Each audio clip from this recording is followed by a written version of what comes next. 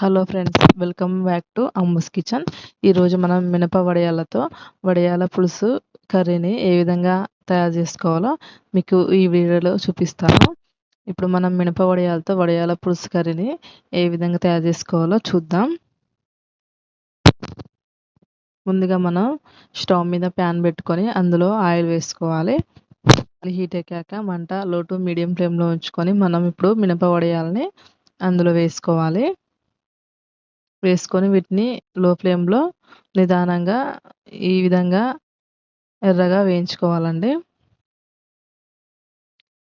వేయించుకున్నాక ఇప్పుడు వాటిని ఒక ప్లేట్లోకి తీసుకుందాం. ఇప్పుడు అదే ప్యాన్లో ఒక 3 స్పూన్ల ఆయిల్ వేసుకుందాం. ఆయిల్ హీట్ ఎక్కాక ఇప్పుడు అందులో ఒక స్పూన్ జీలకర్ర వేసుకోవాలి.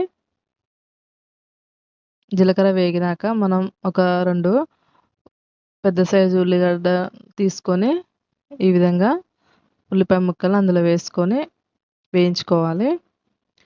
ఇప్పుడు ఒక 2 రెమ్మల కరివేపాకు వేసుకొని ఉల్లిపాయలు మగ్గేంత వరకు మగ్గించుకోవాలి. ఇప్పుడు అందులో ఒక స్పూన్ అల్లం వెల్లుల్లి పేస్ట్ వేసుకొని అల్లం వెల్లుల్లి పేస్ట్ పచ్చివాసన పోయేంత వరకు వేయించుకోవాలి. ఇప్పుడు అందులో రుచికి సరిపడా సాల్ట్ వేసుకుందాం. అలాగే ఒక హాఫ్ స్పూన్ పసుపు వేసుకొని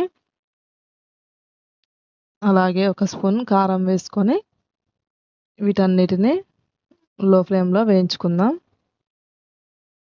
ఈ విధంగా మనకి ఆయిల్ సపరేట్ అయ్యాక ఇప్పుడు అందులో చింతపండు రసం వేసుకోవాలి. నిమ్మకాయ సైజ్ అంత చింతపండు నుంచి తీసిన రసంను అందులో వేసుకొని దానికి సరిపడా వాటర్ యాడ్ చేసుకోవాలి. మనం పులుపుకి సరిపడా వాటర్ యాడ్ చేసుకొని ఇప్పుడు అందులో ఒక స్పూన్ ధనియాల పొడి వేసుకుందాం.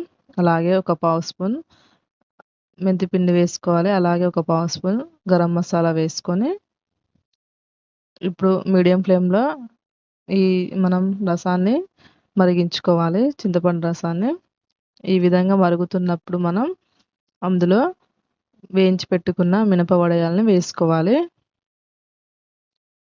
వేసుకున్నాక ఇప్పుడు ఒకసారి కలుపుకొని కొంచెం కొత్తిమీర వేసుకుందాం. ఇప్పుడు మంట లో ఫ్లేమ్లో ఉంచుకొని మనం ఒక 4-5 నిమిషాల వరకు వీటిని ఉడికించుకుందాం మూత పెట్టుకొని. మరీ ఎక్కువగా ఉడికించుకోకూడదండి, మనకి అవి మెత్తగా అయిపోతాయి. ఒక 4-5 నిమిషాల వరకు ఉడికించుకుంటే సరిపోతుంది. ఈ విధంగా మనం వడియాల పులుసుని ప్రిపేర్ చేసుకోవచ్చు. మనకి వడియాల పులుసు పులుసు పలచగా ఉన్నప్పుడే స్టవ్ ఆఫ్ చేసుకోవాలి. ఎందుకంటే మనకి చల్లారిపోయినాక మినప వడియాలు పులుసుని మొత్తం పీల్చుకొని గట్టిగా అయిపోతుందండి కర్రీ. ఈ విధంగా మనం మినప వడియాల పులుసు కర్రీని ప్రిపేర్ చేసుకోవచ్చు. చాలా టేస్టీగా ఉంటుంది. మీరు ఒకసారి ట్రై చేసి చూడండి. మీకు ఈ వీడియో నచ్చినట్లయితే ప్లీజ్ లైక్ చేయండి, షేర్ చేయండి, కామెంట్ చేయండి, సబ్స్క్రైబ్ చేసుకోండి. Thank you for the watching.